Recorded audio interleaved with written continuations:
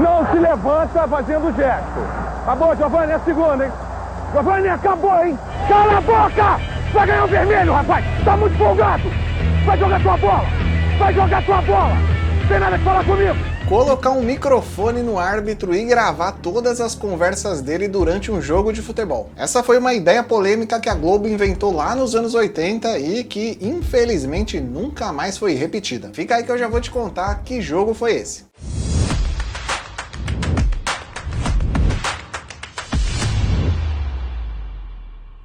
O futebol atual conta com a ajuda da tecnologia em diversos momentos do jogo para ajudar a arbitragem. O VAR tá aí para comprovar. Nos campeonatos mais importantes, como as séries A e B do Brasileirão, Libertadores, Copa do Mundo, Champions League, o VAR é utilizado em todas as partidas. Durante todo o tempo rola uma comunicação entre o trio de arbitragem no campo e o árbitro de vídeo lá na cabine do VAR, e todas essas conversas são gravadas. No caso do Brasileirão da Série A, essas conversas são disponibilizadas para o público horas depois da partida acabar. A CBF libera em seu site alguns vídeos com a transcrição dessas conversas, que geralmente são caóticas, e aí eu fico pensando, como é que esses caras se entendem ali dentro do campo?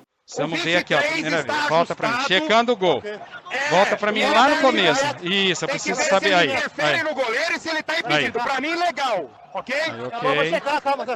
Ok, checando o gol. Mas lá em 1982, a utilização do VAR era algo impensável. Ninguém cogitava a utilização da tecnologia numa partida de futebol. Dois jornalistas da Globo, o Fernando Guimarães e o Luiz Antônio Nascimento, tiveram uma ótima ideia. E se a gente colocar um microfone no juiz e gravar tudo durante um jogo? Afinal, quem nunca teve curiosidade em saber o que tantos jogadores e juízes discutem ali dentro do campo, antes de formar barreira para uma falta, logo depois da falta ser marcada, sempre rola aquela confusão e a gente nunca sabe o que eles falam. A ideia de colocar o microfone no árbitro foi aprovada na cúpula de jornalismo da Globo e o próximo passo seria convencer um juiz a aceitar a missão. O escolhido foi o árbitro José Roberto Wright, um dos maiores árbitros brasileiros da história. Em toda a sua carreira, o Wright apitou 2 finais de Libertadores, 8 finais de Brasileirão e ainda foi eleito o melhor árbitro da Copa do Mundo de 1990, apitando 4 jogos no torneio, incluindo a semifinal entre Alemanha e Inglaterra. A ideia dos jornalistas da Globo era colocar o microfone no Wright na última rodada da Taça Guanabara lá de 1982. O jogo escolhido foi um clássico entre Flamengo e Vasco, que decidiria a Taça Guanabara, que é o primeiro turno do Campeonato Carioca. Aí a gente se apresentou lá no vestiário, no TV Globo, porque queríamos propor aqui uma ideia, ver se você topa. O que é? Botar um microfone.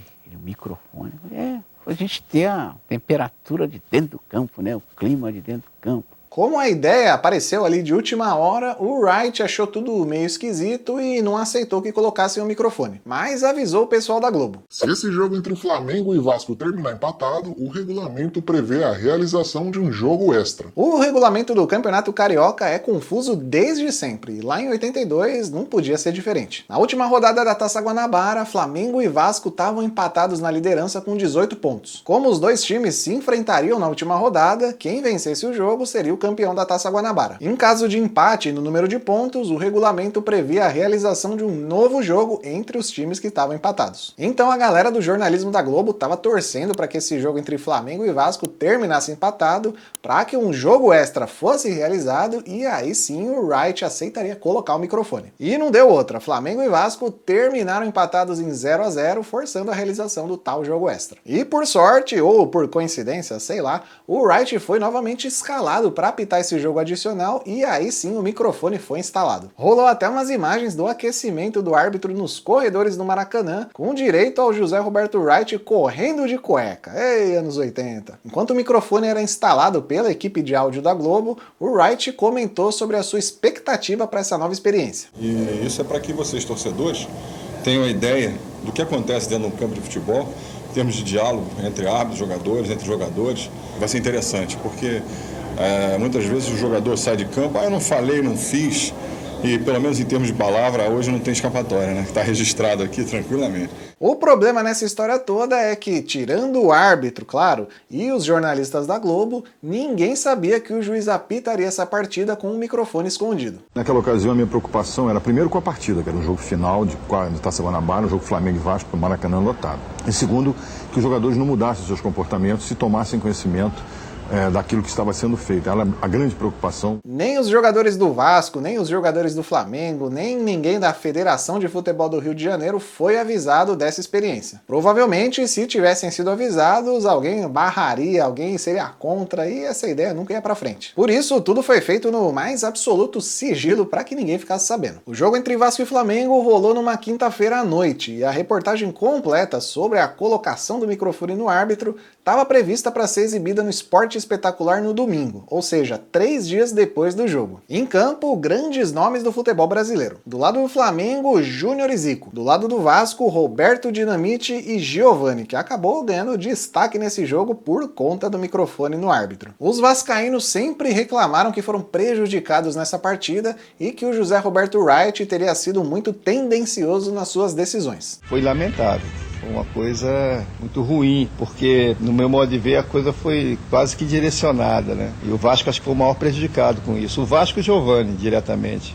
O Giovani foi o foco maior. E o Wright realmente pesou a mão quando se dirigia ao Giovani. Cala a boca! Vai ganhar o vermelho, rapaz! Tá muito folgado! Vai jogar tua bola! Vai jogar tua bola! Não tem nada que falar comigo! Por outro lado, quando o árbitro se dirigia aos jogadores do Flamengo, ele era mais calmo nas palavras. Ah, não, vai, Zico, por favor, vai jogar, tranquilo, tranquilo. O microfone escondido também captou o momento em que o José Roberto Wright se preocupou com o jogador do Flamengo após uma falta. Deixa eu ver, Rosa, deixa eu dar uma olhada. Vem cá, levanta o rosto. Levanta o rosto que eu quero ver, deixa eu ver, vem, levanta aí. Peraí, levanta. Mas, no geral, o Wright se mostrou bastante nervoso e distribuiu gritos para todos os lados. Já falou ali, acabou, hein? Vai sair amarelo, encerrou, hein? Acabou, deixa o jogo comigo, Zico, joga a mim. Deixa na minha mão! E, claro, sobrava pro Giovani do Vasco também. Acabou, Giovani, é a segunda, hein? Giovani, acabou, hein? Já falei antes, hein? Ah, Giovani, vai jogar! Anos depois, o Wright deu uma entrevista à TV Globo falando sobre a polêmica do microfone escondido e dizendo que nunca faltou com respeito a qualquer jogador. Nunca disse um palavrão para um jogador de futebol. Sempre tratei-os com respeito duro, tinha que ser, porque eu acho que você, no momento que diz uma bobagem dessa, você dá direito a ele retrucar. Mas o que a gente viu em campo não foi bem isso, né? Cala a boca! Vai ganhar o vermelho, rapaz! Tá muito folgado! Vai jogar tua bola! Não tem nada que falar comigo! Em outros momentos da partida, o árbitro também ameaçava distribuir cartão para todo mundo. Acabou! Já falou ali, acabou, hein? Vai sair amarelo, encerrou, hein?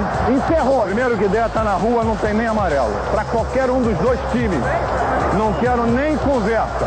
Vem cá, eu não quero conversa, não! E, mais uma vez, sendo bem gentil com os jogadores. Encostou, um no outro, vão pra fora direto. Eu não quero nem saber. Os dois, eu não quero saber. E cala a boca pra não sair! Como ninguém sabia de nada, o jogo transcorreu normalmente e o Flamengo acabou vencendo por 1-0 com um gol do Adílio aos 45 minutos do segundo tempo. 2 dias depois, uma matéria sobre o jogo foi exibida no Jornal Nacional, com uma prévia ali da reportagem completa que seria exibida no Esporte Espetacular no dia seguinte. E aí, quando descobriram que o árbitro apitou com o microfone escondido, todo mundo ficou bravo. A diretoria do Flamengo queria processar a Globo pela exibição da matéria sem a autorização do time. Já o Vasco, que perdeu a partida, entrou com um processo no Tribunal Desportivo do Rio de Janeiro. O Roberto Dinamite, ídolo do Vasco, concordou com a posição do seu time. Naquele momento ali nós fomos usados e acho que foi uma coisa que, no meu modo de ver, não foi o certo. Depois do julgamento no Tribunal Desportivo, o José Roberto Wright foi suspenso por 40 dias, mas acabou conseguindo reverter a suspensão na CBF. Houve um julgamento da minha atuação com o uso do microfone pelo Tribunal da Federação, fui punido, uma medida política, e depois, recorrendo à CBF, onde houve isenção do julgamento, ganhei de 7-0. E o presidente do tribunal diz o seguinte, mostrando o CBDF, onde está escrito aqui que ele não poderia ter feito isso. O prestígio do Wright ficou zero abalado, tanto é que 2 meses depois da polêmica, ele apitou 2 jogos no triangular final do Campeonato Carioca, incluindo também mais uma vez o clássico entre Flamengo e Vasco. Dessa vez, quem saiu com a vitória foi o Vasco, que acabou sendo campeão carioca de 82. E nesse jogo, sem polêmica, sem microfone escondido, sem nada. Mas será que hoje em dia, com tanta tecnologia envolvida no futebol, com o VAR, com um impedimento semiautomático na Copa do Mundo, com um sensor mostrando se a bola entrou no gol ou não, será que transmitir o áudio ao vivo dos árbitros seria uma boa hoje em dia? O Wilson Seneme, o chefe da comissão de arbitragem da CBF, acha que é uma boa ideia. Numa entrevista para a Folha de São Paulo em 2022, o Wilson Seneme disse que já solicitou para a FIFA uma autorização para a realização de testes no futebol brasileiro. Mas até o momento essa autorização não veio e, por enquanto, a gente só consegue acompanhar a conversa entre os árbitros de campo e o árbitro de vídeo várias horas depois da partida acabar. E você, acha que seria uma boa ideia ouvir os xingamentos ali, o motivo explicado dos cartões, do árbitro ter marcado uma falta ou não, um impedimento?